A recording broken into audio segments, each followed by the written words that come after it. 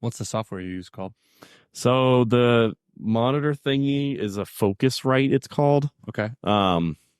And I have like an app on here, Focusrite, and then it just goes right to GarageBand. Oh, cool. And Nice. I just record it on GarageBand. I'm learning. It's still like the vocals aren't exactly great. There's gonna be a little bit of an echo in the background. I think the Fran one had a pretty good echo in the background. Mm-hmm. It's not the like ideal area too for it. Sure. Yeah. But yeah, I put it in the app and I kind of just adjust it a little bit, throw it into there's like online softwares nowadays. You can cool. upload to like the podcast apps through. Oh, nice. And they adjust the volume and stuff. I saw that on Spotify. Yeah, the Fran Man was on Spotify. Yeah, I've got them on Spotify and Apple Podcast. Okay. And that's the only one I'm like, I don't think anyone's going to listen anywhere else. Two primary ones. And I upload the video to YouTube and put this recording behind it. Nice. So it ends up working out well. That's cool. Yeah. So, yeah. All right.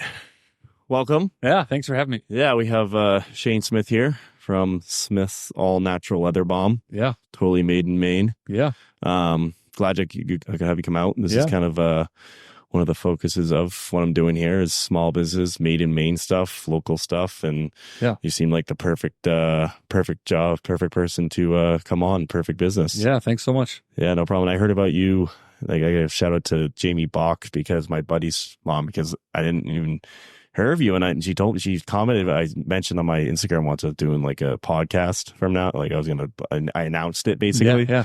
And she instantly messaged me like, "You have to have this guy on." Oh, that's awesome. And I'm like, so "What is it?" I'm like, "Oh my god, they make leather." But he's got 40,000 followers on Instagram. Oh, wow. Like, who is this guy? Who is this guy? What is he doing? Yeah. So I was like, all right, I got to do it. Very kind. I appreciate that. Thanks so much. Yeah. So I'm glad that we could finally make it happen and everything. Yeah. And you guys have the new shop in York. We have the new space in York Village. Yep, right behind the Fat Tomato. So we outgrew our previous production facility, and so we've been there for like 3 months. Not a lot of people know we're there. We're kind of tucked off the beaten path, but so we don't get a ton of foot traffic. But we're hoping that increases as we move into the summertime. Really, our online sales are what keep us pretty busy. We have almost 300 retail partners now, so we're keeping them stocked up. So we've kind of got a full-time job just keeping up with the online orders and with our wholesale partners. But anyone who wanders back there in person, it's just, we love showing people the space, introducing them to what we do. And so many people wander in and they're like, I had no idea this was in like downtown York Village, which is pretty wild. It's a super cool space. When I went into it a couple weekends ago, I was like, they got some cool stuff in here. I think the space matches kind of what your guys' brand too. I think it's perfect for us. So when we first moved in, the walls, it had previously been a hair salon. So the walls, which are like this concrete block, they were like gold sparkly paint, super obnoxious, and there were chandeliers. It probably looked great for like a hair salon, but it didn't really match our vibe. So we got a buddy of ours, Kevin Drobish, who's a painter in town. I don't know if you know Drobes, but he came and painted the walls like matte black for us. And then we hung a bunch of vinyl records on the wall. We've got gifts for guys, leather, wallets, bags, pipe rolls, tool rolls, stuff like that. So yeah, the space has really come together nicely. And most people who wander back there like had no idea this was here, and it's super cool. So that's kind of been fun for us.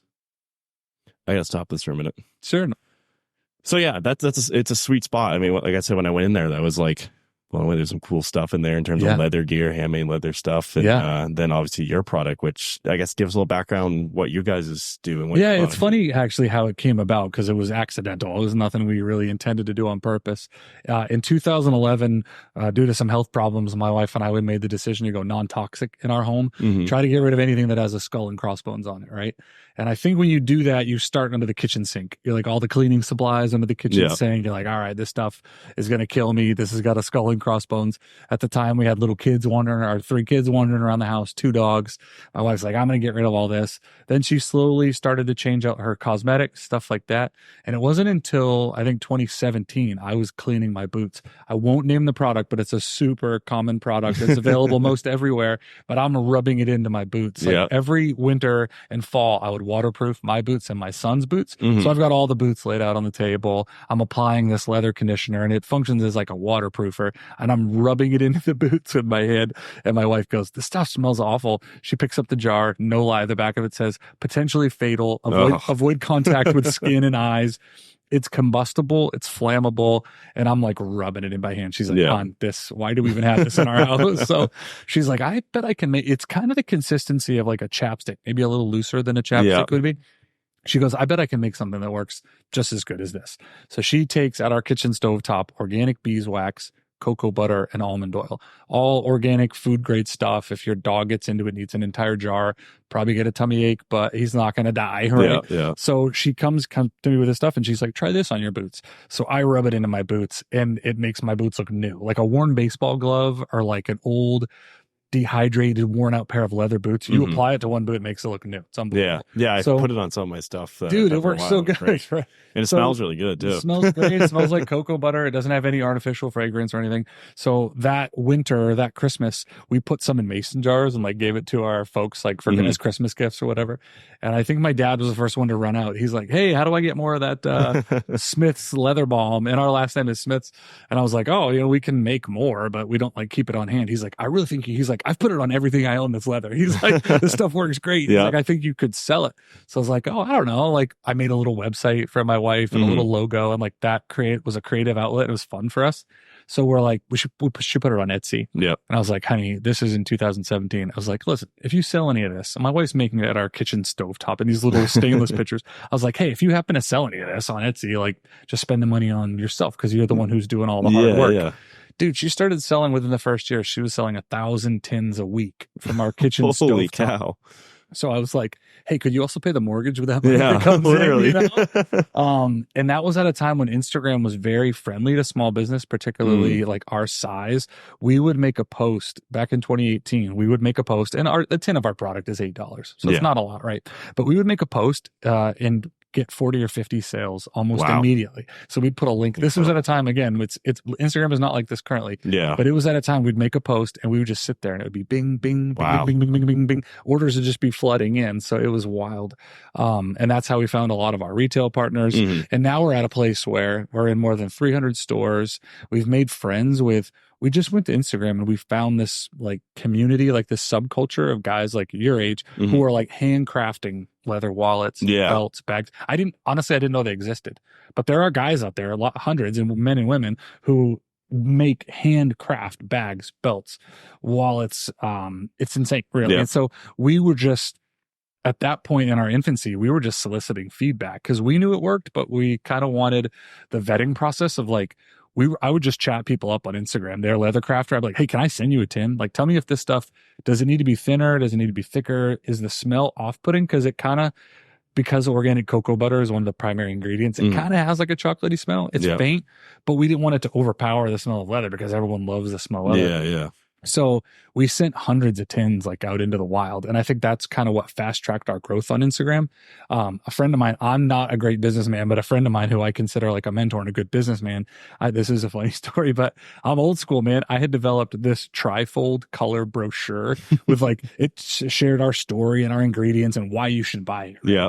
And I had like hundreds of them printed and they were really high quality. I liked them. And I was showing my buddy and I was like, "Man, I'm going to hand these out and try to get people to buy the product." He's like, "Hey, that brochure is cool, but like, what does it cost you?" And I was like, "Well, it's, I don't know, like 50 cents, $1. It wasn't much." He's like, "What does a tin of your product cost you?"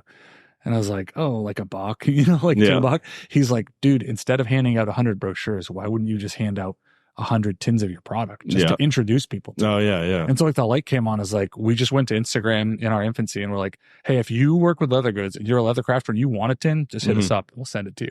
So it might have cost me $100, but it was just snowball growth. Because we're telling 100 people who are in the leather business. It came with no strings attached too. It wasn't like, "Hey, we'll give this to you if you give us a pitch or photos." It was like, "Hey, if you think it's trash, like that's okay. Just, but if you like it," and we were fortunate in that almost everyone we sent it to, and we were a bit nearsighted in our development that I really considered it like a boot conditioner in my brain because that's how it was born. It was born as a boot cleaner, like boot conditioner. We started sending it to leather crafters who are hand making leather bags and wallets.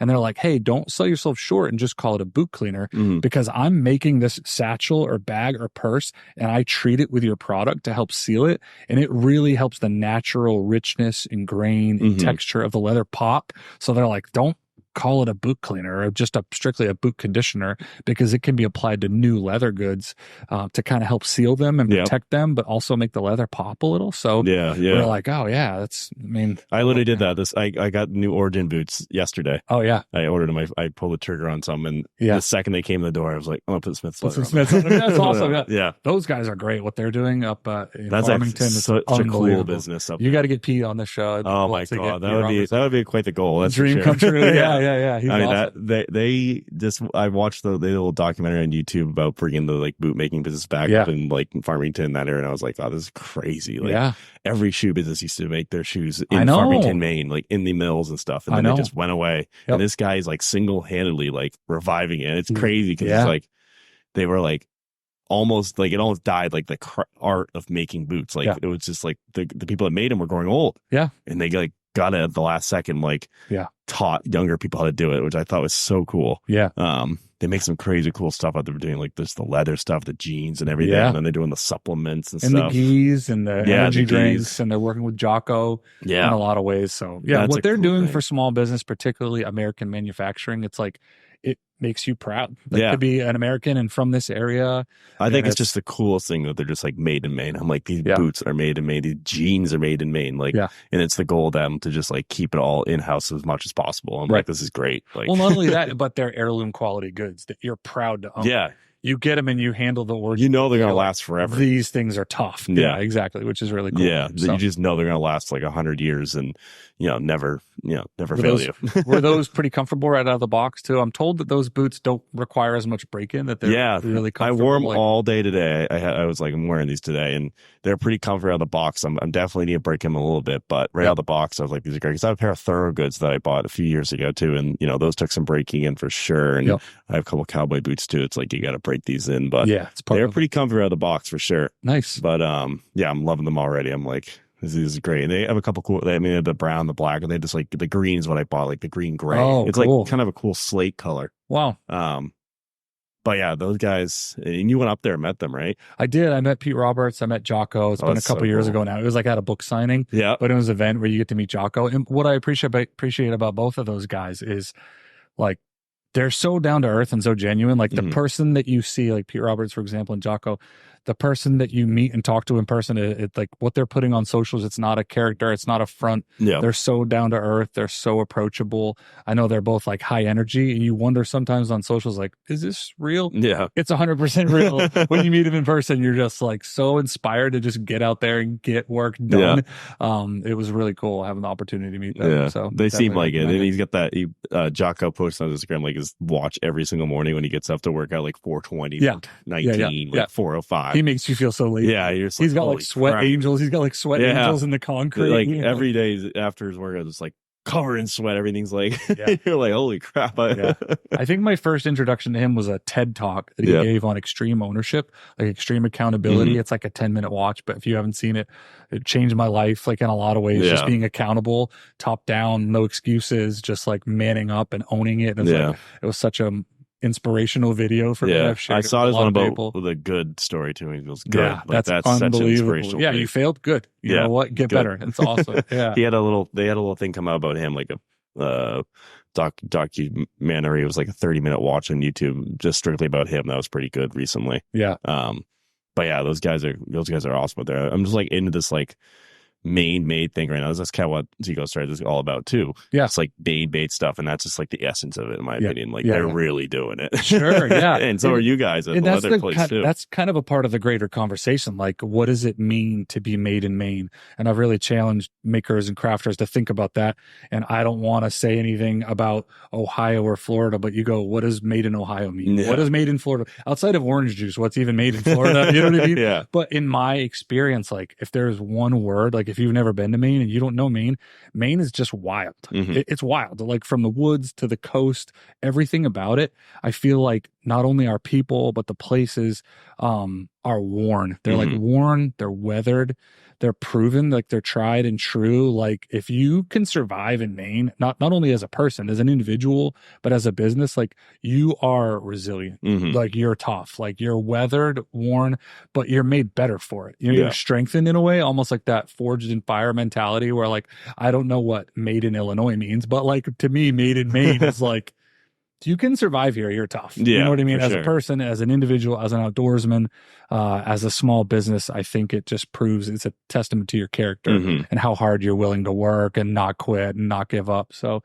to see Made in Maine, like it means something to me. Like Yeah, it for means a sure. lot, you know? And I think that's where Pete's at. Like to say that it's made in Maine, handcrafted by Mhm. Mainers, Yeah. something to be proud of. By It's everyday people, really just, by everyday people people. that we can relate with and that Pete we has a are in the giant community banner with. in his workspace that says, "We get to do this." Yeah. And it's just awesome. You know, it's Yeah. like we get to come to work and do this. You Mhm. know what I mean?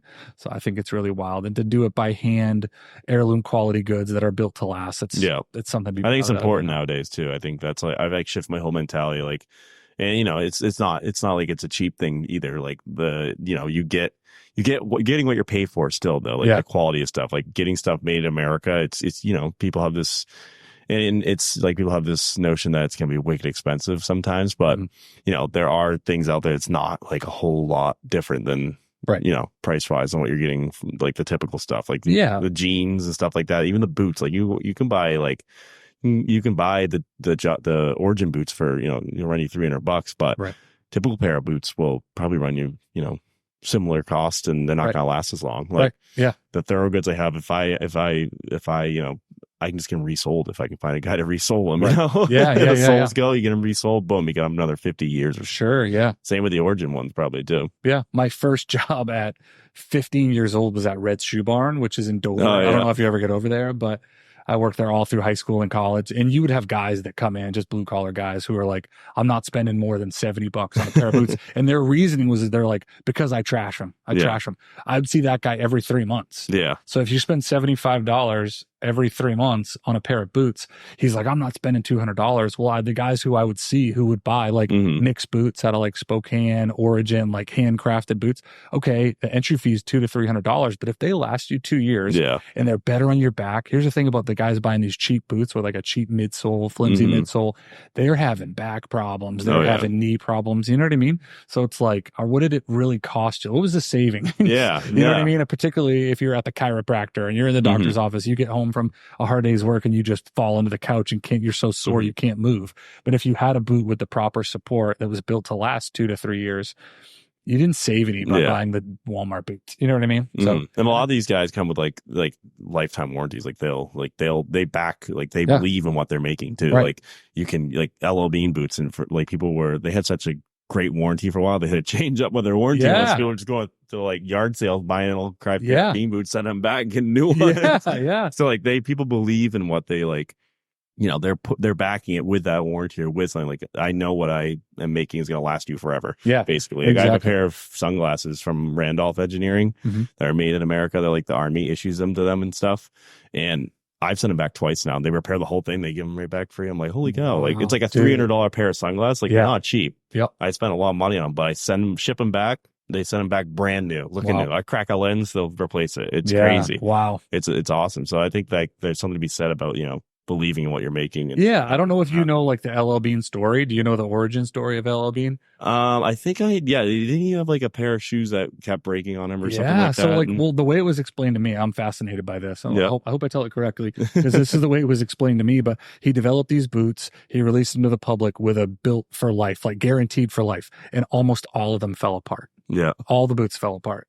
And rather than just walk away, he nearly bankrupted himself to make it right, take all the boots back, reconstruct them, rebuild them, and then reissue them. And what it did is it built so much consumer confidence Mm-hmm. that like a friend of mine, Jason Angelini, who's a guy who owns American Benchcraft, super successful, all handcrafted. Are those the knife sheaths Really? and things like that. He's told me this. He's like, the lifelong customers that we have, very rarely do you gain a lifelong dedicated customer by hitting it out of the park on the first try. Yeah. Sometimes you do. Sometimes you just have a great experience. He goes, the lifelong customers that I have, most of them, truthfully, we fumbled on the first try. Mhm. But what we did is just like with your sunglasses, we fumbled. The thing broke, or the latch broke, or this snapped. Yeah. But what we did is they came to us and we said, no, that's not acceptable. Here's a new one. We're going to overnight it to you at no cost. And suddenly the consumer goes, wow, these guys they're good. Yeah. You know what I Yeah. mean? And it just builds that consumer confidence. So I'm fascinated by that, by businesses that operate that way, and by young people your age who are starting to be mindful of keeping things out of a landfill. I feel like for the last 10 or 15 years, it's been, our shoes wear out, we throw them in the garbage. Yeah. You know what I mean? Yeah. Instead of like some of the messenger bags and tool rolls and wallets that we have at the shop, there's no question when you hold them, you're like, I will give this to my son one day. Yeah. Like it's a This leather will bag. last. And you're Yeah. like, this is going to last. This is gonna last. And leather, to me, is fascinating that way, in that it really just gets better with age. Mhm. Like if you have genuine bonded, not bonded leather, but genuine leather, it takes on such a beautiful character over time with all, the first scuff or scratch that you put in it, you're like, oh man, I got a scratch in my leather bag. But once you've got 100 of them or 1,000 of them, Yeah. it just has such a great character. You know what I mean? Guys bring in leather jackets for repair. So one thing we do at the shop is you can drop off a pair of boots or drop off a leather jacket, and we'll go ahead and perform a treatment on it. We'll clean it up for you. No, that's awesome. But I'm like fascinated by those bomber jackets that a guy comes in and he's like, this was my dad. Yeah, this is such it's like, it's a generational piece. Like it's going to last forever. It's not like a starter jacket that I wore as a high schooler that ends up in the trash. You know what I mean? Yeah. So that's been a lot of fun, just having those goods Yeah. and telling the stories too, because each crafter, as you know, they do things a little differently, but like it's cool for me to hold a wallet, and I know we're on a podcast, but like this wallet was hand stitched, handmade for me by a friend, my buddy Ryan. I don't know if you can see, but he stitched that's awesome. our shop rag into the wallet. Oh wow. So like I get to carry this piece. It's really super minimal. It holds 3 to 4 cards and some cash. Yeah. But whenever anyone comments on it, I get to tell them, like, I know, you get a story. I know the guy who made this. There's something to tell about This it. wasn't made in China. Yeah. I didn't get it at Walmart. These stitches were hand stitched, saddle stitched by a guy I know. And I think I've had this for 3 or 4 years. And like, I don't know, would you be able to tell that it's nowhere near like, I really think it will last me forever. So it's just a really special piece to have something that was made. Yeah, it's got a story. It's it's kind of a conversation piece at the same time too. Yeah. Like some of the seeds, like, wow, that's cool. And you're like, oh, it's got the like rag, and they're like, holy cow! Like this guy, my buddy Ryan, I'll give him a quick plug, but it's called Union Leather. He's actually out of Texas, but he's known for doing that. So he'll take any fabric, whether it's your dad's military uniform, oh wow, your mom's apron, your grandmom's apron, any piece of fabric, your mom's wedding dress, any fabric that's special to you, he'll line a purse or a leather bag or a wallet. So you can have like a leather satchel or briefcase, and you open it and it's like lined with your granddad's Air Force uniform. It's just so that is so cool. Isn't that really neat? Yeah. That is so neat. Talk about a one of a kind piece. Yeah. There's nothing like it. Yeah. Really cool. So do you find that in terms of like where you're sending a lot of this product, do you find that a lot of it's like out west or something like that? Do you find like a lot of it's like, I know I went to like Charleston recently, and there's a lot of leather stores down there. Like, so I went to one that's just this massive handcrafted leather store, and like, stuff like that. Do you find like a lot of people like there's more out west? Because they feel like you think about Western and stuff like that, you think about like cowboys, leather jackets, leather cowboy boots, stuff like that. There's a lot of like handcrafted leather people out there, or is it? I think you're 100% right. Like here in New England, we're somewhat isolated from that. And it never became more real to me than when we found a leather crafting store. It's called Tandy. And they're incredibly popular across the Midwest and West. I think they have 110 stores nationwide. Oh, wow. There aren't very many in New England, but we were able to travel down to one that's just north of Boston. And it's wild, man. You walk in and it's full sides and hides of every leather, all the tools you would need to do leather craft. So it's similar to like if you've ever been to a Joanne Fabric or Michael's Craft. It's that, but it's all leather. Apparently in Texas, if you need a new belt, the thought occurred, you know what? I'm going to build one. It's going to make one. But you could walk into a Tandy store and buy all the tools and a side of leather and literally hand pound the copper rivet. We have friends who are in Kennebunk. It's called Whiskey Leather Works, Dan and Allie. They have what's called a belt bar. So if you're ever in Kennebunk, you really need to reach out to these two. But Dan and Allie, you walk into their shop, it smells like leather. It smells incredible. But they have every color in these strips of leather, and it's custom cut to length. You pull it from the wall, you go, oh, I want brown or black. They have navy, olive, every color leather you can imagine, every thickness. You pull it on the strip off the wall. You kind of put it on across your your waist. They cut it to length, and you hand pound the rivets. Oh, and wow. you get to pick the fixtures. Do you want copper, or do you want black? Yeah. Do you want stainless? It's really cool. That's So you so handcraft cool. this belt. You can even forge either your initials or the date, anything special to you. So like, there's a lot of brides and grooms, like a lot of groomsmen who are doing like groomsmen like gifts. Like you all gifts. pop in and you That's so hit cool, the belt bar. actually. Everyone goes home with a belt, which is really cool, with their monogram, like their initials on it, which is super cool. But yeah, stuff like that is just, it's fascinating to me. You know, the people are out there doing that. I love all these niches too. You can find, like, you don't think of, when you think of Kenny Mug, you don't think of like leather stores or like that, but there's someone up there doing it. Like, they're it's from crazy. Missoula, Montana. So Dan and Allie are from Montana, and then they have a place in Maine. So they kind of split back and forth like between the two places, but just incredible people, just a really cool. Awesome. I feel like there's been a resurgence in, and we can talk about this as small business owners, but cultivating and creating like an experience for your shopper as opposed to just that singular transaction. Yeah. Like, I would love for people to walk in and explore what's going on in our shop. And there was a time when I would try to cook a batch of Balm, our leather conditioner, when customers weren't around. Yeah. And I found it such a draw. Yeah. Like, if I do it on a Saturday now and I welcome people into the space, they're so fascinated. It reminds me of, like, when I was a kid, I would sit out front of Goldenrod. You remember as a kid and watching all the candy being made? Yeah. Like, it's fascinating, right? So when we're melting wax and hand pouring it into our tins, it just kind of creates this buzz where customers in the space, like, it's not an inconvenience to them. They're all in. They're like, whoa. What are you doing over Wait, there? you're making this like right here? And it's cool because we get to tell them, yeah, we have these 10 purchase orders, and these cases are going to the Ukraine, and these ones are going to Thailand, and these ones are going here. Now that we ship internationally, it's like, so cool. It's just cool to see your product exist in a universe, like, and you're like, yeah, that was hand poured in York, Maine. Yeah. It's just somewhere super else now. Yeah, that's so cool. One of my favorite stories is my friend sent me this video, and he's like, dude, you made it. You made it. GQ interviewed Leon Bridges. I don't know if you listen to his music at all. No, what's he? Leon Bridges. It's sort of like, it sounds like old school soul. Yeah. Like R&B, but he's a newer artist. He's incredible. So GQ was doing a tour at his closet, and he's like, hey, welcome to the crib. I'll show you some of my threads in the closet. He's got this massive walk-in closet, and it pans down on like these Gucci boots and all his shoes, and there's a tin of Smith's other. Oh, really? And my buddy's like, you made it, man, you made it. That's like, so cool. Like, that was hand poured in York, Maine. You know? I get to tell our kids, like, we've been tagged in a lot of posts on social media, and it's like, guys, you did that. Like, you made that. Yeah, you know? for sure. And it's just, you know, my dad used to say, good name is rather to be chosen than great riches. Like, and that's what I want from my boys, like, to know, like, that you have a good name, you keep your word, and you keep your promises. But like, that's been probably the most fun part of owning that small business, is watching our product go out into the world, seeing the reviews. We've got 500 5-star reviews on Amazon. Oh, that's awesome. So we're one of the top. We sell 30 or 40 tins a day on Amazon. That's crazy. There was a time in our infancy where we would hand write a thank you every single order.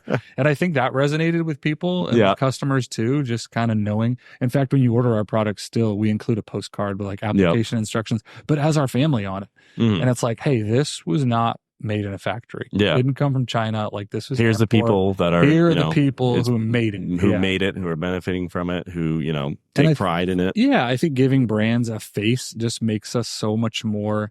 Every now and then you get someone who complains about something and they're upset about something, but just realizing on the other side of that keyboard is a human who made it, you know, and did their best, whether it wasn't done perfectly or correctly, you know what I mean? Makes it so much more human. So for sure. It's been a ton of fun. Like I was telling you, we don't get a ton of foot traffic. We'd like to see that increase a little bit. We need to get creative and find a way. And I think we may move toward a model where we make these leather bracelets and wraps and cuffs. Mandy's talked about making leather earrings, but we thought about doing a workshop where one night a week you can come in with some friends. And make you pick out the leather that you like, the fixtures. You make yourself a leather bracelet. That would be pretty cool. Cuff, or potentially doing a boot bar or something, or a belt bar rather, where you come in and build your own belt or do something like that. I think people, particularly your age, are down for that. Like, that'd be a pretty cool workshop for sure. I think they do stuff like that. It's kind of like a pottery thing, like people want to make their own potteries. It might be kind of similar with leather, making your own. Yeah, it was really popular a few years ago to do painting. Yeah, painting. Like, women would go out, all the girls would go out, and they'd all do a painting or pottery or something like that. But no, the spaces afforded us the opportunity to do some hosting. We kind of just fell into it, honestly. Like, I'm not a great, super smart businessman, but we've got like 300 retail partners, a lot of Mhm. these leather crafters. And one of our closest friends is a guy named Daniel Smucker. He owns a company called Welsh Mountain. He's hand making leather satchels, wallets, bags. Mhm. Well, he placed a reorder for like 10 cases of leather balm. Oh yeah. And like the light came on. I was like, all right, well, I'm going to ship him 10 cases of leather balm. But instead of including an invoice for whatever the total was, I was like, can you just send me that? Like reciprocate, send me that in leather goods. Mhm. So we traded sort of bartered Oh in a yeah, way. I yeah. was like, hey, I'll send you these 10 cases, but I don't want any money. Just send me like whatever the equivalent would be in bags, belts, tool Oh rolls, yeah, yeah. wallets. So we've sort of built out this inventory in our shop where if you had to get a gift for your dad or your brother, we've got leather wrapped whiskey flasks, which Yep. are really cool. Leather coasters with You got like big the cigar name, wrap too, like that cigar station. Yeah. rolls, I was thinking about my wraps. roommate could do So many, yeah. Like if you had to get a gift for your brother or your dad, Yeah. like you'll definitely find something. It's like the there. shop there. Yeah. I feel like Yeah. it's a perfect place for dads or brothers or And the friends, cool stuff thing like is that. each piece is handcrafted. There's a guy named Rick. I'm going to forget his last name, but he's up out of Bangor, I believe. It's called Great Story Leatherworks. And I can't remember if I told you his story, but he'd be a great person to sit down with. He's a disabled combat vet. Yeah. Like he was deployed 14 times to Iraq and Afghanistan. And he wouldn't mind me telling you this story because he's pretty public about it. But he ended up breaking his back in combat. Like I said, he was deployed 14 times, but they fused his spine, but they did it in such a way where he can't exercise. And he's like, dude, I was special forces in the army. My whole life was exercise. And now I came home Yeah. after 14 deployments and they tell me I can't exercise. So he had PTSD, got really down, gained like 100 pounds. He was like super, but for whatever reason, he walked into one of those stores with all these leatherworking tools. And it's like the light went on for him. He's just bought all the tools, all the leather stuff. And now he makes these leather bags that are like super unique, one of a kind, leather wallets. But he's like learning leathercraft, like saved me in a way. It gave me something to do. And so we got a lot of his goods in the store and they're super unique. People pick them up, but just the connection that we can have, particularly in like this subculture, this world, I don't know how familiar you are with this. It's called like an EDC community, like an everyday carry community, like people who are, they're kind of like knife nuts, watch geeks, guys who are really into nice like pocket gadgets knives, and stuff, nice wallets, just the things that you handle every single day. Like it's nice to treat yourself to, you don't need a lot of nice stuff, but it's pretty nice. Like your wallet, the thing you're going to handle every single day. Yeah, you have it on you every single day. You have it on you every day. One of the most popular things we sell in the shop is called a valet tray, and you've probably seen it. It's like a small leather bin, probably 8. Yeah. But it sits on the counter and it houses all the junk that lives in your pockets all day. So like your wallet, your keys, your chapstick, your phone, like whatever you have on you every day kind of falls in that bin. Yeah. That's one of the most popular selling items we have in the shop. We sell a ton of records because I like vinyl. Oh yeah, That's we have a ton in this house too. Do you really? That's what my cool. roommate's got on right now upstairs. Yeah, playing record. We've been collecting them from like our parents have been giving to us stuff. We have a record player and we've got we got a ton now, but we've just been accumulating them like crazy. There's something to be said about it, like listening to a record over just like putting your Bluetooth speaker on or something. There's a different feel to it. You can stream audio, but there's something intentional about putting on an album and like watching it start to finish. My boys are funny because they're younger, but I had an album on the other day and they're in the space and they're like, did we just hear 2 songs in a row by the same artist? And I was like, yeah, like this is the album. Like, and what's funny, you're younger and I'm sure you know this, but like so many of those albums, like they tell a story start to finish. Like the artists arranged the songs in such a way they wanted them to be listened to and consumed that way. They want you to hear this intro followed by this track, followed by that track, because like there's a narrative and there's a dialogue and there's a story. And so to sort of just cherry pick your favorite tunes from an album, like, you're not experiencing the art the way the artist intended for you to consume it. You know what I mean? So there's something very intentional about picking about an album. Something that fascinates me is like, Beatles album, for example. I've got Abbey Road, I've got Sgt. Pepper's Hearts Club, but they're original first pressings. Like you hold the album and they're repressing them now. You can go to Amazon and buy one, and it will have been pressed probably within the last 3 months, right? Or you could hold the copy that I have that came out in 1958, I think, that probably sat on a little girl's bookshelf beside her record player for 40 years. And somehow it came to me. You know what I mean? But having that history, and like I'm even drawn to the jackets of the albums that have a little bit of wear on them. It's like you'll have an album that says Sally on it. It's like 1971. And you're like, dude, that's just wild. Yeah. Yeah, that's wild. A lot of mine are just with my mom's name on them or something because they're all from her That's so day, cool. and they're Yeah. all just up there now on some of my shelf, and Yep. we pull them out all the time. Like I said, we sit here and play poker sometimes, put on the record player. It's sweet. It's so It's cool. just like a different. And if you're an vibe. audiophile too, like the quality is so much better. It's so much better, particularly than what you get over an iPhone or like a smartphone, which is what a lot of us are listening to. But we in the shop, we not only do we sell records, but we buy and trade. So we've been fortunate to have a couple people walk in. One guy who is a realtor in town, Matt Sukforth, he has a incredible record collection. Yeah. He's bringing them in. He trades with us. He sells to us. And I made friends with another guy on Facebook who does like storage unit cleanout. So there's like a television show dedicated to like that. storage wars. He like bids. Yeah, he like bids against people. Yeah, it's really Get cool. a storage unit. He'd run in like 6 boxes of records. Yeah, and he's like, I bid on a unit for $20. I'm like, this is what was in there, you know. So that was really neat. Like finding a bunch of like super rare albums and like bidding on those. So yeah, we're always trying to get people in the space to wander or look around. There's always something new. There's always new vinyl. The leather goods, we're partnering with a lot of new crafters and makers. And we've kind of made it a point to a friend of mine, Brian Warner, who owns a company called Low Tide Leather, another friend of mine, Ryan Savin, who owns Little King Goods Leather. Yep. We tell them like, ship us a variety of what you have, some of your favorite pieces. Yeah. So like when you walk into our space, we probably have 40 wallets, but there are no two that are alike, which is really cool. You know, so like you're not carrying a wallet that there are thousands of existence. It was made by a single crafter. You're most certainly the only person in New York who has one. We'll just say that. A lot of the stuff, Brian's out in Corvallis, Oregon. My friend Ryan is in Toronto. We've tried to partner. There's a guy in Kittery that we got a lot of, his name's Thomas Aubry, insanely talented. And even within the world of wallets, you wouldn't think that there's that much variety, but there's actually a pretty good bit of variety. We coach people through like how to pick like the perfect wallet for you, because like I say perfect wallet and someone's like, well, the perfect wallet for me may not be that. Like, do you carry cash?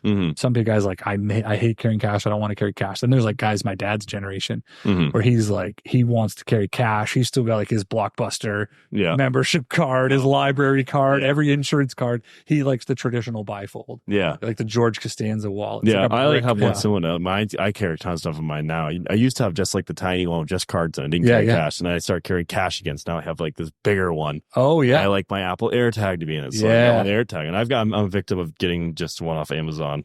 That's in here. But I'm like, I was searching like online, even online. I was just looking. I'm like, I needed to have a certain amount of card holders in it because I want this amount of cards in it and this amount of cash in it, and needs to have an AirTag thing in it, and blah blah blah. And I want the lens in it so I can see my license and blah blah blah. So it's like, you know, it was a certain thing I was looking for, and I finally found like, all right, this is gonna do it. Yeah, that's awesome. Now I have it. And it's like, you know, it's the cheap wallet. It's not anything like that, but it's still here. Still. What else is here's a fun question. We do this thing on Instagram called Pocket Check. Yeah. Where these EDC guys are like, so for me, it's pretty simple today. I've always got my wallet. I almost never carry cash. This was made by my buddy Ryan Wheat, made that.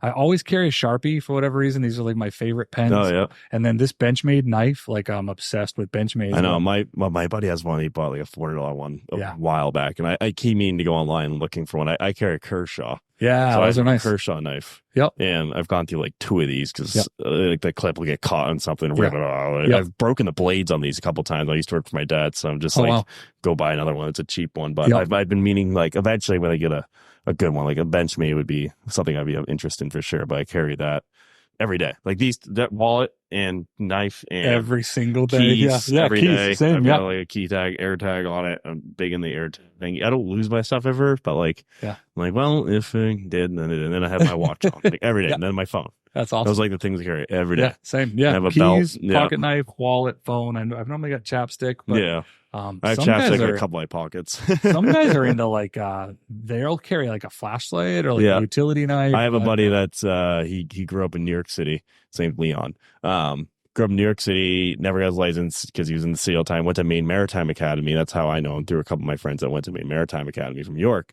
And he carries this basically plus a flashlight. Yeah. Plus like he's got like the cargo pants on. Oh yeah. And it's so funny. We like gadgets, just tons of gadgets. Yeah. And he's got the boots on, and he's like ready to go all the time. I think it comes from like that city lifestyle. Yeah. He's always got a backpack. He'd show up here, like get a ride from Maine Maritime Academy, come down here, just go up with a backpack on. That's it. Yeah. Backpack, boots, all his stuff is gear. And he's like getting to New York City. He's like buses, rides, get in New York City somehow, just with the backpack and everything. I'm like, it's always so funny. Unbelievable. He's probably the most useful guy too. Oh, if you need a tool or something, we'll be like out in the dark got and it. Click his light flashlight, like right out. It's so funny. Oh, it's so funny. I pick on my wife for the opposite because she carries a purse with her everywhere. Yeah. But it seems like it never has things that I need in it. Mm-hmm. I'm like, hey, do you have any ibuprofen? No. Do you have any gum? No. Do you have floss? I go, what is in that thing? Like you carry it everywhere. That's like my truck for me. I have like I quit my truck now with like I said, ibuprofen in there. I've got like the glove boxes full of stuff, and then I have like an entire patch kit in the back. I've got a jump battery in the back, and I've got a first aid kit,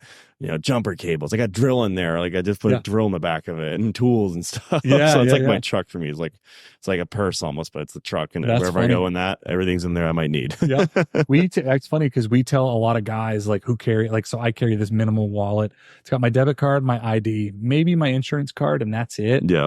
And then I very seldom have cash, but a lot of guys are like, man, I wish I could get down to a slim, minimal profile like that. And what I coach them to do is like, hey, if it's your goal to just carry just what you need on you, just carry or own 2 wallets. So I'll coach a lot of guys through this. Like your wallet, if you wanted to get down, have a truck wallet or your desk wallet where you take all the stuff that you find you're not reaching for every day, you only need on a monthly or infrequent basis. Put that in what we'll call your secondary wallet or your truck wallet. Let it live in the center console. Like the stuff, you know where it is, or keep it in the top drawer of your desk. It doesn't need to live in your pocket, front pocket all the time.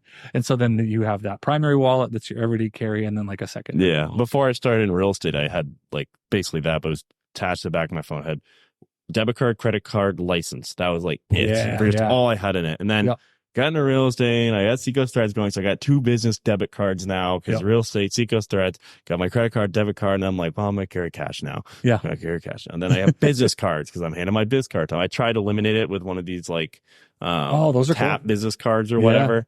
But then I still carry around physical business cards. So I'm like, maybe I'll get back to Slimmer One, but I don't even mind it, to be completely honest. It's just like a second. You carry it front pocket or rear pocket? Front pocket. The rear pocket screws up my back. You throw your back out of alignment. My dad carried his, like, he had a big old, he had a thick old black wallet back when I was a kid. It was always in his rear pocket. And finally, he got a Slimmer One, put it in his front pocket because he had such bad back issues. So I'm like, no wonder you got a friggin', 4-inch wide wall in the back with 100 cash in it and receipts and tons of credit cards, debit cards. Like, know what we're seeing right now, like in the leather crafting world, to become wildly popular is leather fanny packs. I don't know if you're seeing these or not. I've seen the fanny packs are kind of. My buddy just went out to Alaska. His brother had a wedding, and all the groomsmen got these leather fanny packs, and you can wear them like crossbody, so they're not like like your dad at Disney where it was like across the tummy, you know what I mean, like accentuating your dad bod. It's not like that. You can kind of wear them like crossbody, but dude, we're seeing a ton of people wear those and just have.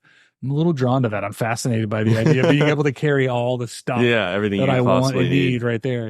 I used to carry. I don't even smoke or anything. I used to carry a lighter around like back. Same. Like a few years back. I never smoked or anything like that, but I just always had a Zippo, a little like nice one. I flip it up and everything. And I lost it, never replaced it because I barely even used it. I was like, why we am had I carrying Zippos. this? We had Zippos made with our slogan on it, which is hold fast, live slow. And it was black and like this matte black. And I would carry it and flip it and play with it all the time. And I don't smoke it. My wife's like, why are you? It's just like an adult fidget spinner. Like either a pocket knife at work. I'll sit there at the desk in front of the computer. Just keep flipping it up and I'll everything. Be flicking it. I know that one. And then I'll forget and I'll be out in public flicking it. My wife's like, it's probably not wise to be like flicking a pocket knife. Like you're going to weird someone out. You're going to really weird somebody out. I had a water bottle, like a Yeti that I've had for like, really had this Yeti since I was like 15. So like 8-year-old Yeti that I still have, and I bring it everywhere. It's probably like you could call it something I bring everywhere because I have it in the truck, I have it at work, I have it everywhere I go. I used to flip that thing around. It's this giant friggin' Yeti. Everyone get pissed off at me at school or something. That's funny. Flipping it around. That's funny. But it's the gadgets and stuff.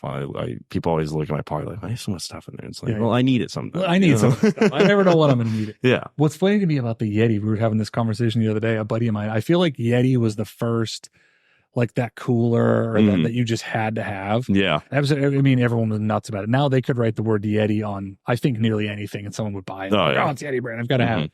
And They then make it was, everything now. and then for a little while, it was like Hydro Flask became wildly popular. Yeah. And now it's Stanley. Now it's Stanley. But it's funny how the brands, like, they're all effectively doing the exact same thing. Yeah. Right. It's keeping. And Stanley's an interesting one because Stanley's been around forever. Yeah. And it was like an old school, like your granddad had one, like the green. Yeah. Your granddad had one. Yeah. My roommate had a it's like- Stanley flask, like army green flask, like 4 years ago. Oh, Before wow. it was even like a big thing. And just like I recognized the logo, but I was like, I don't know anything about Stanley. Yeah. And now all of a sudden everyone's buying them. Yeah. Now the colors sell out rapidly. Oh, yeah. People buy them in bulk and hoard them, and then they try to resell them. Yeah. Which is wild to me for an insulated cup. Like, okay. Yeah. Hey, I like cold drinks like as much as the next person, but that just seems. Yeah, it is crazy. Like I've had the same Black Yeti since literally I was 15. This last 8 years, and it's like not going anywhere. It's got a dent in it, and it's got like I can always like tell where all the dents are from though too, which is kind of funny. But it's got scratches, dents, but still good. Like, it looks good still. It's black. Works like a the paint's champ. barely even scraped off of it. Does it have It's 1,000 decals on it? I don't have anything on it. I didn't stick a single sticker on it. It's just the Yeti. It's gone through a couple tops. I've like played around. Like I have a magnetic one, but I used to have one like flipped up. They have a big one, and it's like. But there's like two things that stick out. Like the Yetis, like they last. They just last. Like they were expensive, but it's another thing. I'm like they last. Like I got a cooler. It was like $400, but like it's great. Bring it everywhere. It's perfect. Keeps the ice cold. Like we went on a canoe trip up at the Penobscot a few summers ago. We brought a Yeti, like an actual Yeti. Sure. And then we brought like one of the knockoff Yetis. I think it was like an Ozark Trail Yeti or something. Yeah. And both of them were like, all right, because I think someone brought that when we put ice in them, put like food in them because we're going for like 4 days. Right. Sure. So the icing will last. Like that Ozark Trail one, like ice melted within like a day. That Yeti, the ice is in there for like 3 days. Was it really? It was crazy. I was like, that's when I knew. I'm like, all right. All right. Yeah. The money's worth it. I'm making the investment. Yeah, it's an investment. What I like about it too is it kind of like forces you to drink a little more water. We all know we need to be drinking more water. Yeah, right. We're not drinking enough water. And on the days when I leave it at home, I find like the day comes and goes. It's the end of the day, and I haven't really consumed any water at all. Feel a little weak, a little dehydrated. Like I could have done better. And on the days when I remember to bring it with me, it like sits on my desk and like reminds me, you need to be drinking more water. Exactly. You know? No, exactly. So it helps me with That's what it was for me too. I was like, I need to drink more water, and if I drink like 2 of these, then a day, like we're good. I'm doing pretty good. Doing pretty good for the day. Yeah, that's awesome. But yeah, this is in that testament. I feel like to this things that lasts longer and stuff like that. I have a pair of like Ariat boots that I've had since I was a sophomore in high school too. I was like 15, and they've got so many scuffs and just like scrapes and stuff in them, but they're still kicking. I wear them every other day. Forever. Forever. They're now like my work cowboy boots. Yeah. When I was a teenager, when I was younger, it was Doc Martens were the thing. Oh yeah, my girlfriend. And they would last forever. Back when they were like made in England, I think they've been bought now by Reebok or another company. I'm not sure that they're the same quality or that the build quality is the same, but there are so many great brands out there. A lot of, like I mentioned before, Nick's boots, which are handmade in Spokane. I didn't realize like I've gotten to the point like last year where I started like actually buying like really nice things like that are like quality. Like I have like a barber coat. Oh yeah. I bought Takova's cowboy boots last year. Stuff like that, and I'm just like. Just such nice stuff. Like there's like I bought a pea coat last year. I was like really nice. I forget what the brand is already though. American made, totally American made pea coat. And I actually found it by like I was watching Indiana Jones. No, it's like the funniest thing ever. And he's wearing a pea coat in like one of these scenes. I was thinking about getting a pea coat recently. And he's wearing this pea coat one of these scenes. This super nice black one. I'm like that is such a cool thing. So I'm started googling like. What pea coat is Indiana Jones wearing in this movie? It's like the second movie or something. And I'm on like Reddit. I'm like all these forums and stuff. And finally someone like brings up like a link to one that like looks similar. And I dive into this, and the company, I wonder if I can find it Instagram right now. It's like they have like a showroom in New York City. Oh wow. But it's all American made, and they're wicked nice. Yeah. Just super nice. And it's perfect. I bought it super warm. Yeah. I'm like satisfied. I'm like, this is perfect. You put it on and you're like doing your best Harrison Ford. You're like, I'm pretty much Indiana Jones. Exactly. Now. And then you get that feeling. You're like, yeah. You got a whip and everything. Yeah. Harrison Ford. That's it. But you put it on though, and it's quality. Yeah. You're just like, this is a quality like coat that's going to last me like forever, basically is what you think. Yep. But there's brands that are going through that like kind of resurgent, I feel too, like Field and Stream. You've heard like Morgan Wallen and Eric Church bought Field and Stream. Yeah. both of them just like purchased it, and Field Street was like dying. Yeah, it was dead. Dick's Yeah, Sporting dead in the Goods water. bought them, and they were just like, there's nothing happening there. No. And they bought them, and then like they had a huge resurgence. They're doing like Yep. a music festival. They're bringing back like the magazine and stuff, and it's Wow. like it sounds like two guys that like going outdoors and stuff, and they found the brand that they probably used to grow up on and stuff. And Yeah. bought it, and Yeah. they're gonna bring it back now. Yeah, that's so cool. Yeah. I don't know if your Peacoat was what's considered like bespoke, but like this whole idea, like the Knicks boots, these guys, I ordered a pair and they send me this kit where you have to measure like both of your feet. I was like, well, no, I was like, well, I'm a size 12. And they're like, well, respectfully, they're like, no human's 2 feet are identical in shape, which I guess makes sense, but I didn't know that. And so you actually stand up, you trace your feet, they create these molds, and then like you get a pair of boots that were built to fit your feet, which is just wild. Like for whatever reason, every pair of boots I've ever had was either like, your parents would ask you, you're trying them on, like, how do they feel? You're like a little roomy in the toe. Yeah. Should I go down a half size? I don't know. I kind of like it to be able to wiggle my toes. Yeah. But with my Knicks boots, it's like just that feeling, not only in length, but also in the width. Yeah. Where you're like, oh, wow, these like hug my feet. Like these were built to fit my feet. Yeah. It's cool. Like a suit would be, or to have something that's bespoke. Yeah. Like a tailor took your measurements and like it was built to fit you, which I think is just wild. Yeah. So. Yeah, a lot of stuff just comes so generic nowadays, and it's like one size fits all. Nice stuff. Like you just feel kind of better and look. You feel like you feel more confident too. I feel like the sizes across brands aren't even the same, because we all know of a brand where you're like, well, I'm like a large in that brand, but then this brand, like, I have to wear an extra large. Oh, like, it doesn't make any sense. For sure. Yeah, you know what I mean. I find that like when I'm ordering apparel quite a bit, like different company apparels are different sized. Like I'm a large in this one company is different from a large in this other company, and you have to like make sure like it's all good. So this is slim cut, regular cut, cut. Yeah, there's like tall sizes now. It's very too. hard to know. It's a lot. It's jeans too. Yeah, like straight jeans versus like boot cut jeans versus like all those things. Like, and then you get Levi's versus regular versus this, and it's like who knows? Even though it's a 32, the 32 doesn't fit me in this brand. So it's kind of funny. It's wild. But yeah, it's crazy. But yeah, I mean, I guess to wrap this whole thing up, I think the main thing that you and I've talked about a lot is just like these small businesses, like you said, like York in particular. I feel like near downtown area of York, it's like there's like a need for like a revitalization of like the foot traffic and stuff like that. Like you think about like, small businesses in all these towns. Like you got downtown Portsmouth. There's obviously like you're there. There's foot traffic everywhere. There's people everywhere. Like everyone's walking the store stuff. I feel like even Algonquin's got a place like that. But sure. And there's great stores in the downtown village area. You've got you got you guys. You got the Daisy Trading Post is right there. Yeah. And they have a few locations too. And then Fat Tomato, great place to go. There's a bike shop, stuff like that. Yeah. The girls at the flower shop do an incredible. Yeah, the flower shop's right there. Just celebrated 30 years. Yeah. And if you're eating at any place that's nice in York, whether it's the Central, if you're right out to the Cliff House, they do all the arrangements for those. Yeah. They do a ton of business, and they're just great people. But the one thing that I can appreciate about York, so York has a lot of challenges, particularly in York Village, where parking is an issue, right?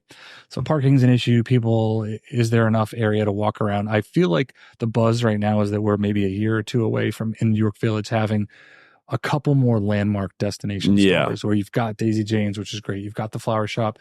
Charlie owns a Fat Tomato, and they do incredible business Bagel there. Basket down there. Yeah, Bagel Basket is great. Village Scoop. But it needs to be a big draw. Yes. And what I really appreciated about Dan, who you previously owned the Fat Tomato, I don't forget his last name, but he used to tell me, we talk about York Village and hey, what's going in next door? You remember Rick's Restaurant used to be in the basement, and I love getting. Now there's you're up on Route 1 now. Yeah, so there's a place called Sundrop now, but Dan and I would talk about the possibility of another restaurant popping in. And it always surprised me that Dan, who owned the Fat Tomato at the time, would be like, I hope another restaurant comes in. He's like, because a rising tide lifts all ships. Yeah. And he's like, we want to give our customers options. He's like, do I expect people to eat every meal here every day? Of course not, you know? And so I feel like we're maybe a store or two away. But one thing that fascinates me about York, because my wife and I grew up in southern New Hampshire, like 20 minutes from here, and we were high school sweethearts. And when we first were able to drive and get our license, we would, after school every day, we would drive to York and we'd sit out at the Nubble or we'd sit out at Long Sands, and we'd be like, man, wouldn't it be so cool to live here one day? Yeah. Of course, we couldn't afford to live in York, so we bought like a tiny fixer upper on Long Sands Road. Yeah. It was built to be a barn in the 40s, and like we've slowly like converted started it and Yeah. worked on it, but I wouldn't trade it for anything. Or I'm on from the ocean. But one thing that I tell people from out of town that fascinates me about York is how we've effectively and successfully been able to like prevent any chains from coming in. There's no Wendy's. Yeah. And rightfully so. We don't want a Wendy's. Yeah. You know what I mean? But if you go into Rick's, you're gonna meet Veronica or whoever the owner is. Like, you know what I mean? Yep. You go into Fat Tomato and you're the guy making your sandwich in all likelihood is Charlie. Like, who owns it? Like, which is fascinating to me. You go into the flower shop, you're gonna meet Christine or Gretchen. Like Christine owns the place. Which you come into Smith's Leather Balm, it's me and my wife. You know what I mean? So you go into Daisy Trading, it's Doug and Sue. And it's like the people who are in this community and the fact that we're able to keep our dollars inside of this community, you know, I think is special. At times it comes at a premium. Yeah. If I'm being honest, almost everything we keep in our shop is expensive. Yeah. These things are handmade. And so I've had to learn that the answer to how much does this wallet cost, because people will wander in and they go, hey, how much is this wallet? And we've had to like coach our kids and my wife and then educate customers. Like the answer to how much does this wallet cost is this. That's a handcrafted wallet. Yep. Made by hand by a single crafter, cut from a single piece of leather and hand stitched. Yep. It's $80. Yeah. Because the answer can't just be it's $80 because people put it back down immediately and they're like $80. And I go, yeah, it took a guy 2 to 3 hours start to finish to make that from this wasn't in a factory, you know, somewhere where it took them 2 minutes to put it all together. But yeah, you come into our space and everything that you pick up and handle has been made by a single crafter, which is fascinating to me. But yeah, I'm super optimistic about the future for York. They talk about the revitalization of the village, and it's been several years in the making, and people can get up, you know, frustrated with how long it's taking or what's going to happen. But ultimately, I think the buzz is very optimistic, very much looking forward to what the future holds for York Village and just that quaint small town. I don't think we're far away from having, you know, being like a Newburyport. Portsmouth is great, like having that vibe. Even like downtown Dover, like I don't know if you get over to Dover. Yeah, Dover's been growing crazy. It really has. Yeah, like Kittery Fourside, like you pointed out. Kittery Fourside's been really popping, and I feel like such a great the village is very comparable to that one little strip in the Kittery Forsyth for sure. For sure. It's not like it's not like a downtown Portsmouth like walking area. There's a million people, but you know, it's still got people coming. There's a couple destinations in there. People always go Rutter's, Lil's, stuff like that, and the shops get business and everything. And I feel like that's the village. Like the village just needs a couple more good, you know, destination. We've got the bagel basket for breakfast. We've got Fat Tomato for lunch. Like I said, the girls at the flower shop in the 3-story building at, I think it's 223 York Street. It's like a 3-story blue building, but there's a massage therapist in there. There are girls doing nails. There's all kinds of stuff in that building going on. SAS, I think, is the hair studio, which is down front, which they do a great job. Tea for You, I don't know, is she still? Yeah, I went in there when they first opened up a couple times. She does such a great job. Ray, I think, is her name, but she's always got a smile on her face. And I think just cultivating like that small town. When we had our grand opening, we were overwhelmed with the number of people who wandered in. Not that everyone bought something. People were like, just like, hey, we're proud to have this in York. Yeah, of course. And truthfully, on a Saturday, we don't get a lot of foot traffic, but the people who do wander back there kind of look around and they're like, hey, we're kind of proud that this is in York. At Christmas time, as a matter of fact, we had a lot of people in the store the week prior to Christmas who were like, hey, I grew up here. I moved away, but my parents live here, so I'm just home for Christmas. They're like, I'm so proud that this exists in York. This is such a cool place to sit and hang out. And someone's like, it has a speakeasy vibe. Like it really does. It really does have a speakeasy vibe. I love the same thing. Cool. Someone said, they're like, it feels like this should be in downtown Portsmouth. They're like, I take that as such a compliment, but I think we need to work toward making York Village have that same you gotta do like Portsmouth vibe, you know what I mean? Yeah, you gotta do like a whiskey and leather making night or something. You need to get Dave from Wiggly Bridge Wiggly Bridge down there. It'd be so cool. They're so great. I mean, they've been a great friend to us, since our inception, and just Dave's been a great mentor, and he's such a great leader in the community. But yeah, we talked about the possibility of having live music. There is like a parking area around the backside of our building. We're like, man, if we had picnic tables, a little bit of live music, it's such a great. We've talked about having like a listening party when records are released, where we invite people into the space. We put on a new album. It's a new record that was just released. Oh, that's cool. Yeah. You know, we have drinks and we just sit and enjoy one another's company. I'll tell you what does exist in York and I'm proud of is like this community among makers. I've got a friend named Jay who's an artist in town, Amy Clark at Oceanfire Yeah, Pottery, pottery Sea Love places always, Studio. man. There are so many talented, creative people in York that it's just ridiculous. Yeah, The for sure. number of people that we have doing and making and performing their artwork in a number of different mediums. It's like Yeah. you would be blown away. The people at Slack Tide Saw, that was a Slack-Tide big Seesaw, one that I never. Lauren and Dave, oh my gosh. And not only are they successful, but they're so down to earth and just great people. Like it's salt of the earth, no pun intended, but they're literally just some of the kindest, sweetest people. So yeah, it's been really cool. And the last thing I'll say, like before we get off, is like, I think the most rewarding or satisfying thing that we've been able to do, like for our community, is what's called our winter boot drive. So we take a percentage of all our proceeds at the end of the year, and we actually partner with the Kittery Trading Post to buy warm, insulated, waterproof boots for kids in the Sanford School District. So we didn't know where it would lead, but we committed last year to X amount. It was going to be this percentage. And the Kittery Trading Post not only sold us the boots at cost, like no markup, they matched our donation. Oh, wow. So this past winter, we were able to donate 400 pairs of insulated rubber bottom boots to the Sanford School District. That's so great. And they were distributed by our partner called the Sanford Backpack Program, which helps kids who are like nutritionally at risk. They're not eating when they go home over the weekend.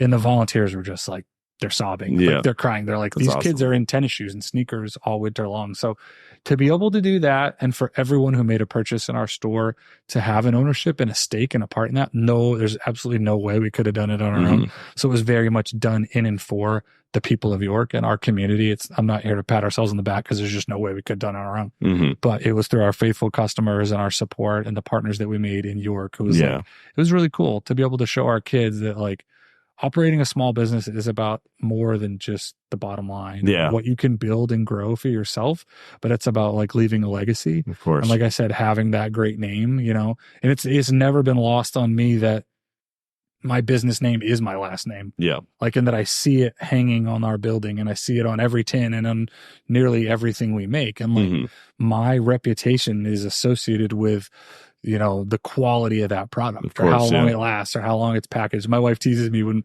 I package orders. It's like, I don't know if I can't remember if I packaged the kit that you bought, but I wrap it in our paper and I put it in this box and I line it with these cards and stickers. And I do it in such a way where like it matters to me. Like the unboxing process, you know what I mean, has become a thing even within the last few years. Like, you buy a new iPhone and you're like, remember how magical that unboxing process with all this. There's a guy I knew that made a whole like career out of it, unboxing. Exactly. That's all he does.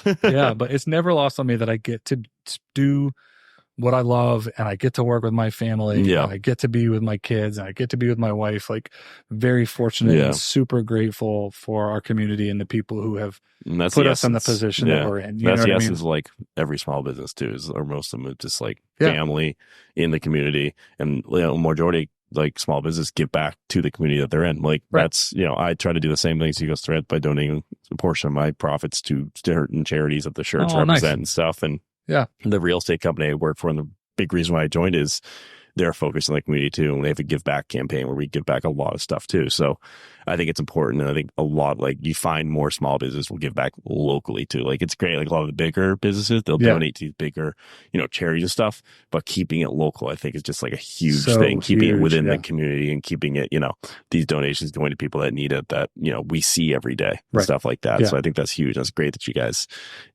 take part in that and do that too. And it's like I said, I think it's the essence of a small business too. Well, it is too. And it gives your life purpose. Like, and this is a pretty deep conversation. You don't have to include this if you don't want to or not, but I was talking with my boys a lot about like our purpose. Like we have a very limited number of days on this earth. Yeah. And like, what is our purpose? Is it to accrue wealth and like build fortune and like this empire and all this stuff? Or is it to have an impact in the lives of your family and the people that you're with? And I was probably in my mid 30s when I realized like, I'm trying to build this empire and I'm trying to build something that I can give to my kids. Yes. But is it at the detriment, or does it cost me time that I could have spent with them? Yeah. You know what I mean? And so what is our purpose? And I think the conversation I was having with my boys who are 19 and 18 now is like, from the time they're little, I think we all associate success with like a title, like, or what do you want to be when you grow up? Like you ask a 6-year-old what you want to be when they grow up, and like they associate success with like a title. I want to be a doctor, or a lawyer Yeah. or an attorney or I want to be this. And we're so defined by our career, like that defines us. Like you, like when I look at you, Derek, I'm not like, oh, you're a realtor. That's just what you are. You know what I mean?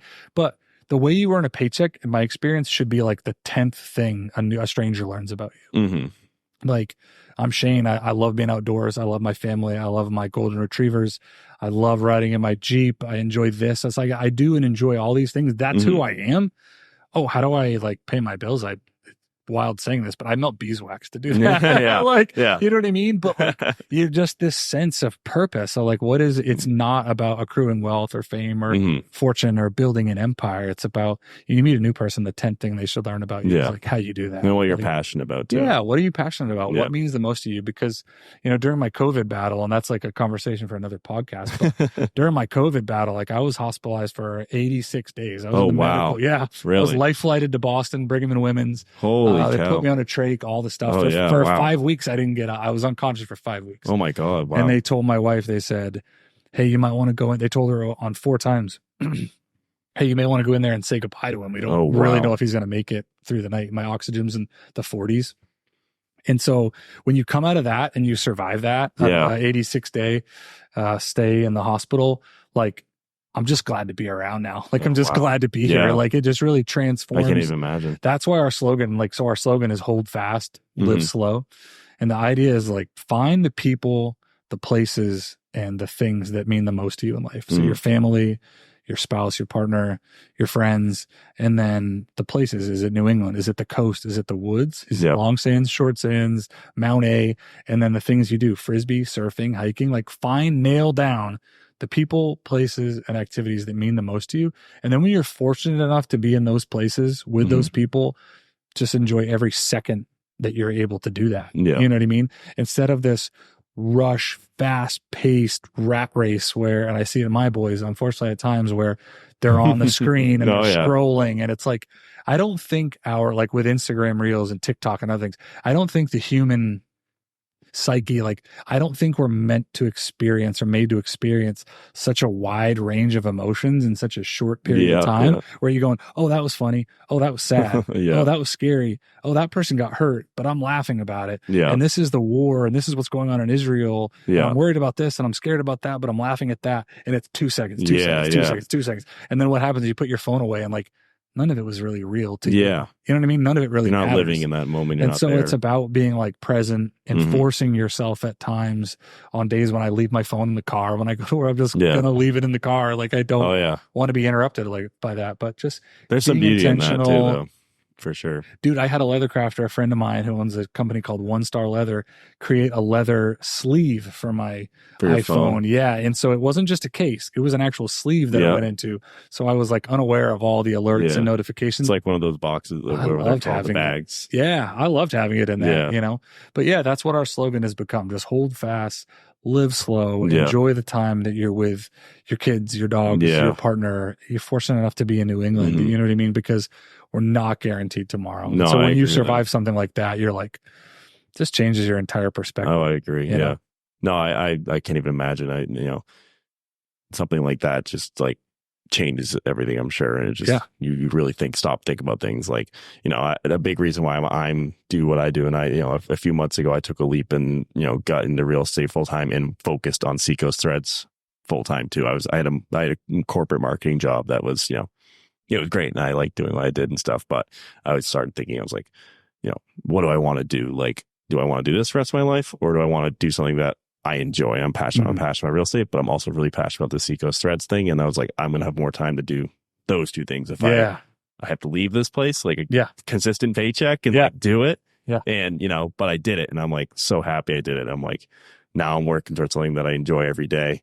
I can, really dig in and start doing this stuff. And it's like, it changes. It does. And it's not, it's not a life-changing experience like you have with COVID and everything, but there's little things. There's people that have variations of it, I guess you could say. And you realize it. It was a moment where I just clicked. It was like, I'm doing this. Like, we're going to go ahead and do it. It's been something I want to do for years. I'm going to do it. Do it. And I get to stay in the seacoast and where places I love and do things I love and with people I love. So it's great. And then living in that moment for sure. Like when I used to go, we used to that canoe trip, like I would leave my phone in the truck for 4 days and go off like canoeing for 3 hours. So good. There. And 4 days, nothing, no screen. And it was like the best thing. We used to do it like we did it for a few years. We skipped, I think, last year, but definitely going to pick it up again. It's just Yeah. so great for 4 days, just like Dude, nothing but you and your friends, just like out in the woods. Like, I love it. It's awesome. So this story changed my life, and you can include it if you want, or you can scratch it. I'm definitely gonna My buddy told me this story, and it changed my life. I was probably in my late 30s when I heard it.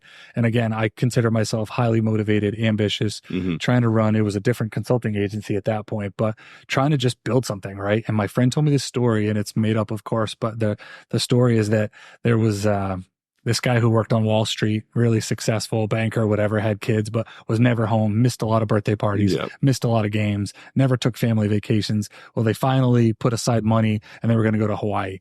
And so they're in Hawaii and his kids are swimming, but he's on the laptop on the beach, right? And he's really working from his vacation, right? So he's on the laptop and he's doing stuff, but he's watching these tourists who are fishing. Have you heard this story before? No, I never heard the story. He's watching, so his kids are swimming and he's on the laptop and he's finally on this vacation that's been long overdue. And he's watching these tourists fish and they're out there fishing and they're not catching anything, not bringing anything.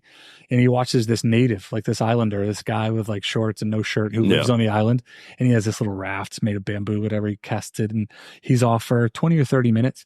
And he comes back with these 6 fish, just huge, just massive fish. And this businessman's like so fascinated by it. He's like, "What? How on earth?" He's like, "I've been watching tourists. There's like no fish in the water. How do you find these?" He's like, "Oh, I know these islands very well. Like I grew up here." He's like, "I know where the fish eat, when they eat, and how to catch them."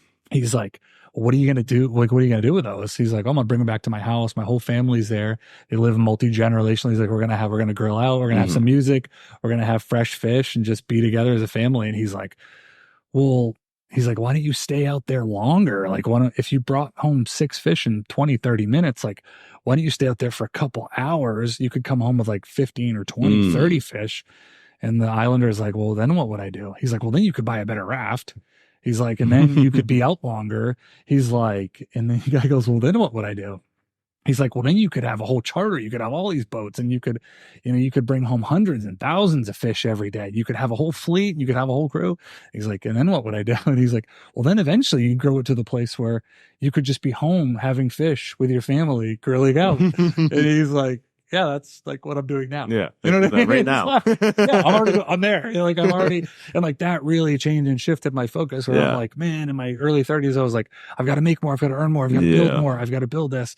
And then I realized if I just simplify my life, I would rather have time spent with my family. Like I don't work to get away from my family. I work enough and hard enough so that I'm fortunate enough to be with my family. Yeah. I'd rather have that time with them. We're so limited. Like in my COVID journey really helped crystallize that for me in a lot of ways that like, I really am not promised any additional time with them. So like, I want to make the most of the time that I do have. So like, that's my encouragement to you. I have a ton of respect for what you're doing with Seacoast Threads and just finding a young person who's like wanting to tell stories, wanting to champion and help small business. I mean, just your character and the fact that you're willing to help a small business owner for nothing, just to help them do it because you like telling the story. I was scratching my head. I was like, there's got to be an angle. Like, do I have to pay him? How much does it cost? But I'm blown away by the fact of your kindness and this equipment and just that you're willing to that's tell the our goal. Story. It's incredible. The goal is to find people, tell stories, promote, local small businesses. And I'm just, I want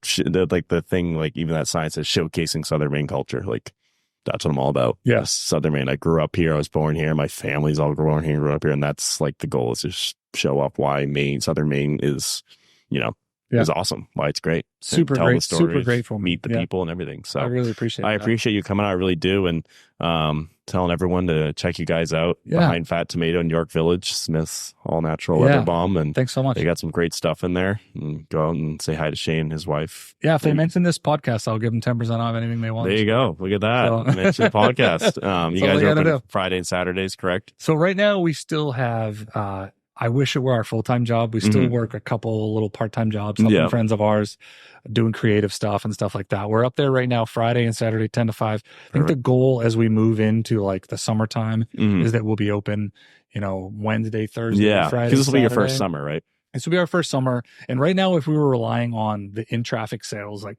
we would have already closed, if Yeah, I'm being yeah. honest, because no one wanders back there. But you guys have such a great base with the The online right, sales too. are really strong for us, which Yeah. is great. It doesn't necessarily demand the physical retail space that we have. Yeah. So it's nice having, it's a bonus in my Yeah. opinion, having just being able to invite people, Yeah, show invite them people, what we meet do, people, stuff like that. and honestly, if they want to come look at records, vinyl, Mhm. we're willing to buy, trade. Awesome, So there's yeah. that. If people want to drop off a pair of boots or a leather jacket and have us restore it, Yeah. that's another service that That's we awesome. offer. Like I said, we're planning on having some listening parties, Yeah. some crafting I think you should do parties some where we're crafting making parties. stuff. I would Yeah, definitely snap one of those. that would be really Get cool. Wiggly Bridge in there too, maybe. That would be so cool. Yeah. I feel like Yeah. it goes hand in hand. We have some leather wrapped whiskey flasks and Yeah. some leather wrapped whiskey glasses, but it'd be really easy. We have stamps. So like, the original Maine flag. Yeah. It's like the pine tree and the star. Oh, that's cool. Yeah. You can press that into that's really cool. coasters Yeah. or like whiskey glass wraps, which is really That's cool. awesome. So That's so cool. So yeah, check them out behind Fat Tomato. yeah, man. Fridays and Saturdays at 10 to 5. So Yeah. pick up leather goods or some other balm if you already have leather goods to restore it with. So sounds good. But I appreciate you coming out. A great conversation with you. I'm super excited about this. Finally made it happen. Yeah. So, Thanks, Derek. for sure. All right. Thank you. See you later, Yeah, guys. have a good one. Peace.